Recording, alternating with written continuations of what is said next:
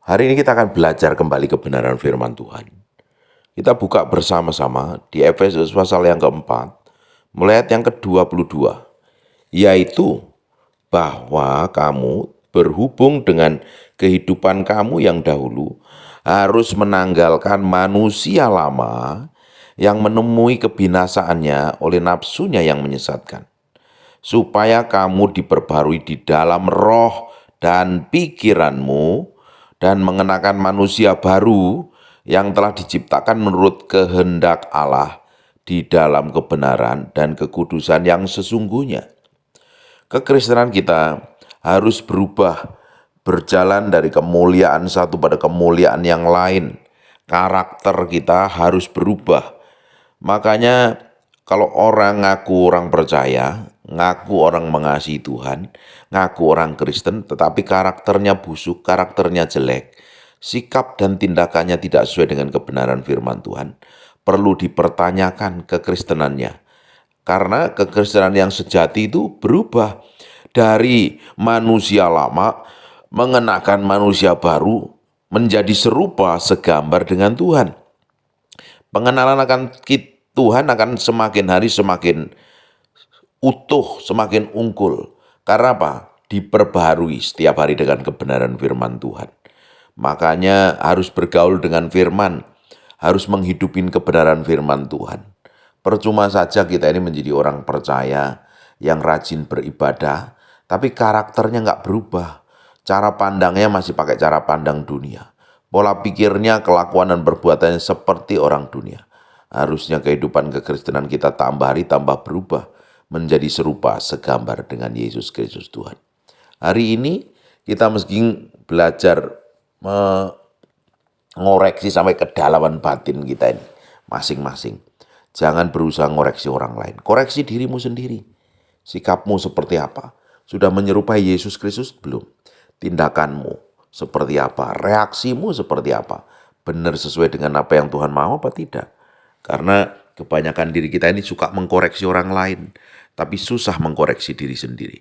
Kebanyakan dari kita lebih senang melihat kelemahan orang lain daripada melihat kelemahan diri sendiri. Kekristenan yang sejati adalah kekristenan yang terus berjalan menjadi serupa segambar dengan Tuhan. Dalam tindakan, ucapan, perbuatan, karakter kita pun semakin hari semakin mencerminkan kemuliaan Tuhan. Nah, kita ini harus memperbaharui loh, pola pikir kita. Cara pandang kita ini sesuai dengan kerajaan Allah. Karena ayat ini ngomong begini, yaitu bahwa kamu berhubung dengan kehidupan kamu yang dahulu harus menanggalkan manusia lama. Manusia lamanya harus ditanggalkan. Kalau kita hidup di dalam Kristus, manusia lama kita ya harus ditanggalkan. Yang gampang emosian, gampang marah, gampang ngamuan, gampang ngambekan, semaunya sendiri, bertindak seenaknya sendiri. Ini yang harus ditanggalkan. Yang gampang tersinggung, gampang kepahitan, ini harus ditanggalkan ini. Sedikit-dikit bertindak tanpa kehendak Tuhan, berjalan seenak perutnya sendiri, harus ditanggalkan manusia lama kita ini. Kelakuan yang buruk harus ditanggalkan. Yaitu kamu berhubung dengan kehidupan kamu yang dahulu harus menanggalkan manusia lama yang menemui kebinasaan oleh nafsunya yang menyesatkan, supaya kamu diperbarui dalam roh dan pikiranmu. Roh kita ini diperbarui ketika kita ini mengalami kelahiran baru. Ketika kita undang Yesus masuk di dalam diri kita, seperti di Yeskiel pasal yang ke-36 ayat 25-27, Tuhan memberikan roh yang baru dan hati yang baru. Roh yang baru menjadi tempat tinggalnya Tuhan. Karena Tuhan adalah roh. Dan dia adalah kudus, suci, tak bercacat celah. Dia harus tinggal di tempat yang kudus, suci, dan tak bercacat celah. Makanya hati yang lama diganti dengan hati yang baru jadi tempat tinggalnya Tuhan. Dan pikiran kita ini diperbarui oleh firman. Dengan Bapak Ibu mendengar firman seperti ini, pikiranmu diperbarui. Yang dulu sembarangan, dulu sebelum kenal Tuhan, hidup serampangan sembrono, hidup seenak perutnya sendiri. Sebelum kenal Tuhan, makan serampangan. Padahal di dalam firman Tuhan gak boleh makan darah dan makan bekas penyembahan berhala. Setelah kenal firman Tuhan, baru ngambil keputusan untuk tidak mencemarkan diri dengan makanan-makanan seperti itu. Dulu sebelum kenal Tuhan, gigi ganti gigi, mata ganti mata. Setelah kenal Tuhan harus mengampuni, harus melepaskan pengampunan. Dulu sebelum kenal Tuhan, pikirannya duniawi, yang dikejarnya sekedar materi dan hal yang duniawi. Tapi setelah kenal Tuhan, pikiranmu mulai mengarah pada pikiran Kristus. Ya tetap bekerja, tetap bertanggung jawab dengan semua yang Tuhan percayakan, tapi pikiran kita berubah, cara pandang kita berubah. Kita masih pakai pikiran, kalau kita ini masih pakai pikiran yang lama, tanpa mengenakan pikiran yang baru, kita menjadi orang Kristen yang munafik. Duduk di gereja, dibaptis, ngaku cinta Tuhan, tapi kelakuan kita persis seperti orang dunia. Nah, kehidupan kekristenan kita ini harus diperbarui.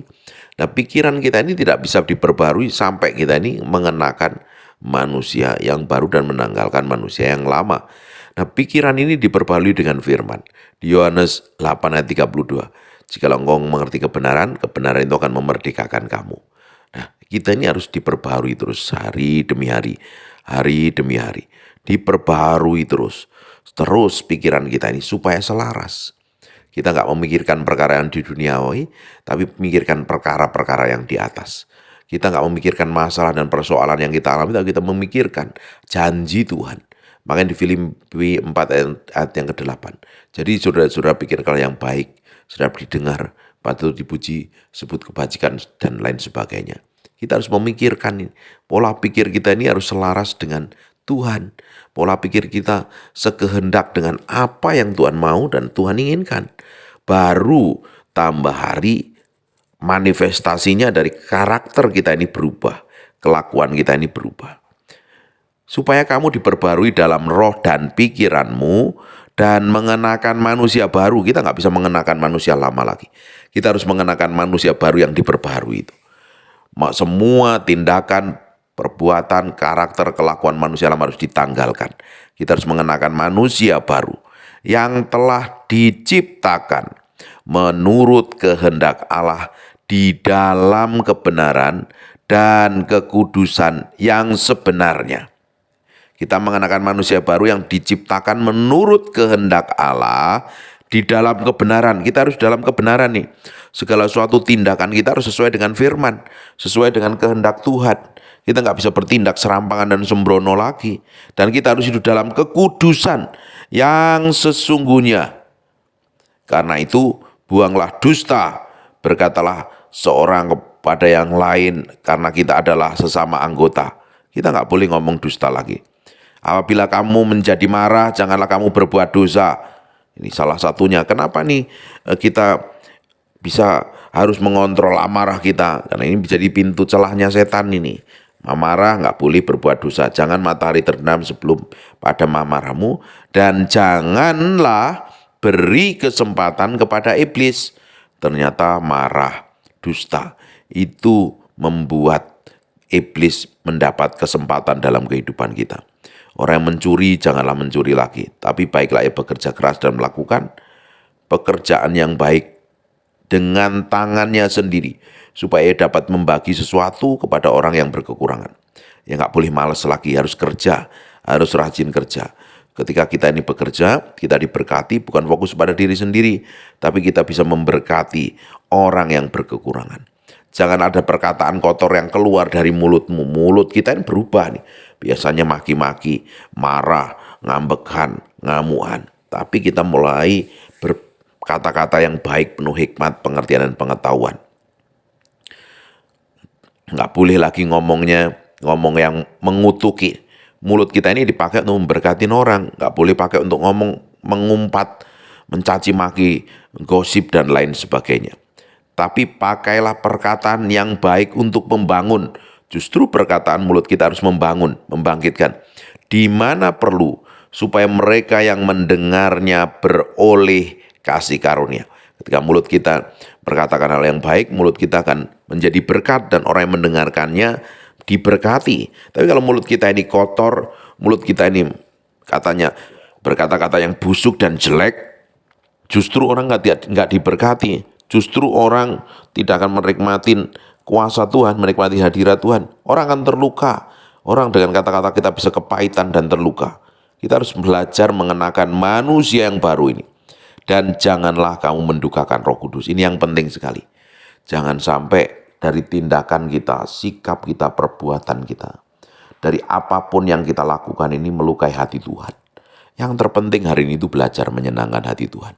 Jangan sampai tindakan kita bertentangan dengan firman Tuhan, dengan kebenaran.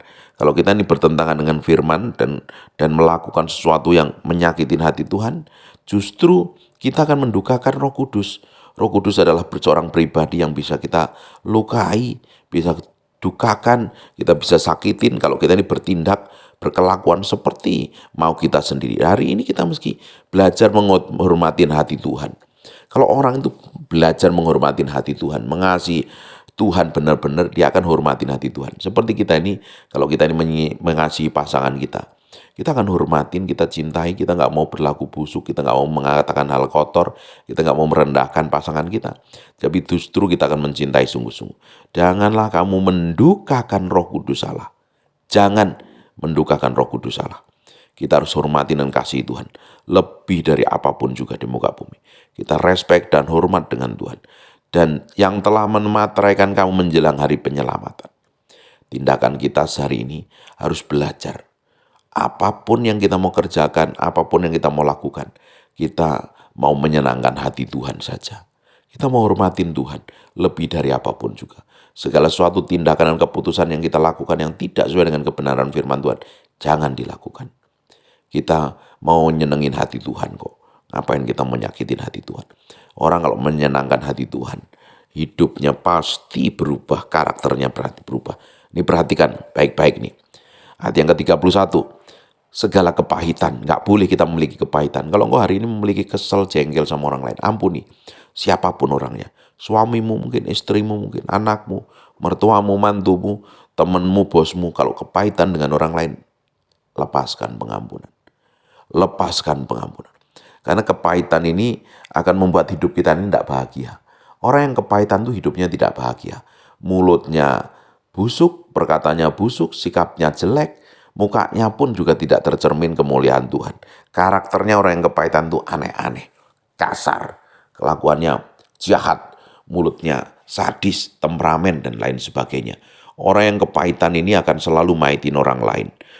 Orang kepahitan kalau yang belum diubahkan Tuhan, selalu kemana-mana akan membuat orang lain terluka dan tersakitin. Orang kepahitan akan maitin orang lain. Mulutnya cek saja itu, ketus, jahat, kelakuannya kasar. Kalau ini terjadi dalam hidupmu, hari ini bertobat, balik kepada Tuhan. Berubah menjadi serupa segambar dengan Tuhan. Masih ada kesempatan. Lepaskan pengampunan kepada orang yang mengecewakan dan melakukan hal yang buruk di kita di masa lalu. Lepaskan pengampunan. Kegeraman, geram. Orang geram itu marah yang gak tertahankan. Sampai terekspresi dari tindakan ucapannya. Kemarahan, pertikaian, dan fitnah. Ini kan berbicara tentang yang di dalam hati kita ini. Kepahitan, kegeraman, kemarahan, pertikaian ini kalau nggak bisa mengendalikan diri dengan baik, orang manifestasinya seperti ini loh. Hendaklah dibuang di antara kamu, demikian pula segala kejahatan. Kalau kita nggak bisa ngontrol dan mengendalikan hati kita dengan baik, kita nggak bisa menaruh hati kita ini pada pusat kehendak Tuhan, kita akan menjadi orang yang pahit hati, gampang amuan, gampang emosian, gegeran kerjaannya, dan jahat kelakuannya. Kalau itu Bapak Ibu, engkau sedang mendengar firman ini, engkau memiliki karakter seperti bertobat, balik kepada Tuhan, ngomong sama engkau, hari ini harus melepaskan kepahitan. Hari ini harus melepaskan pengampunan. Hari ini harus membebaskan hati kita yang sepenuhnya dikontrol dan dikendalikan Tuhan. Dan Tuhan akan lakukan hal besar dalam hidupmu. Tetapi hendaklah kamu ramah terhadap orang lain. Justru kita harus suruh ramah. Suruh kasih senyum lebih banyak orang. Karena kita ini, kalau kita ini ramah dengan orang lain, senyum, orang itu diberkati dengan tindakan kita. Berbeda kalau mulut kita ini jahat, ketus, orang malah terlukai dan tersakiti.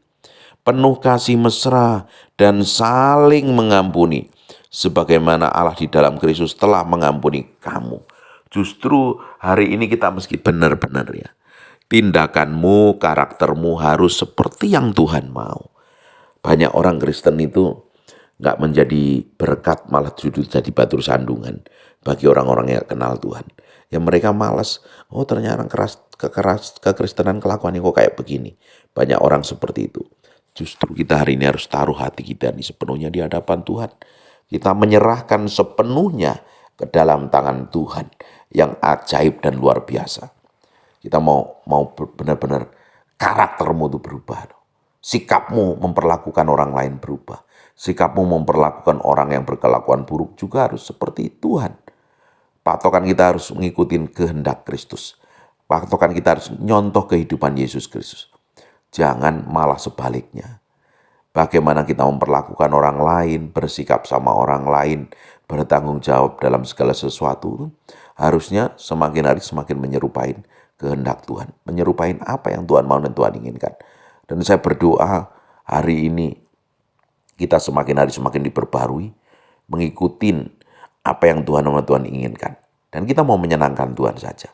Tujuan kita itu hanya mau menyenangkan hati Tuhan saja. Amin. Saya berdoa apa yang saya sampaikan pagi hari ini menjadi rema, menjadi berkat, mengubah hidupmu. Hari ini yang masih punya kelakuan buruk dan jelek, bertobat balik kepada Tuhan. Semua kelakuan buruk dan jelek itu hanya menghancurkan dan melukai orang lain saja. Hari ini ambil keputusan untuk hidup benar seperti yang Tuhan mau. Amin. Tutup matamu, tutup Alkitabmu. Sekarang berdoa. Bapa, dalam nama Yesus, terima kasih buat firman-Mu. Kami materikan dengan darah Yesus. Tuhan sertai kami. Biar hidup kami benar di hadapan-Mu. Seperti yang Kau mau. Ajarin kami untuk menjadi orang yang berkenan di hadapan, menyenangkan hati-Mu, Tuhan. Ajarin terus. Roh Kudus, remukkan kami sampai ke kedalaman batin kami. Yang buruk-buruk, yang jelek-jelek Kau cabut sampai ke akar-akarnya. Tuhan, terima kasih. Kami kembalikan pujian, hormat, dan pengagungan kami buat Engkau, Raja Maha Mulia. Aku berdoa untuk orang yang sedang sakit dan mengalami kelemahan tubuh. Lebih luar Yesus, jadilah Engkau tahir, jadilah Engkau sehat, jadilah Engkau sembuh. Dalam nama Yesus. Tuhan, terima kasih. Terima kasih. Kerjakan sesuatu yang ajaib buat seluruh orang yang mendengar firman ini. Berkati mereka, berkati pekerjaan tangan mereka. Dan Tuhan permuliakan. Dan bawa terus masuk dalam dimensi hubungan kedalaman dengan Engkau pribadi. Semua orang yang mendengar firman Tuhan ini, aku berdoa diberkati Tuhan dan diberkati Tuhan. Dalam nama Yesus. Hamba-Mu berdoa, haleluya, amin. And God bless you.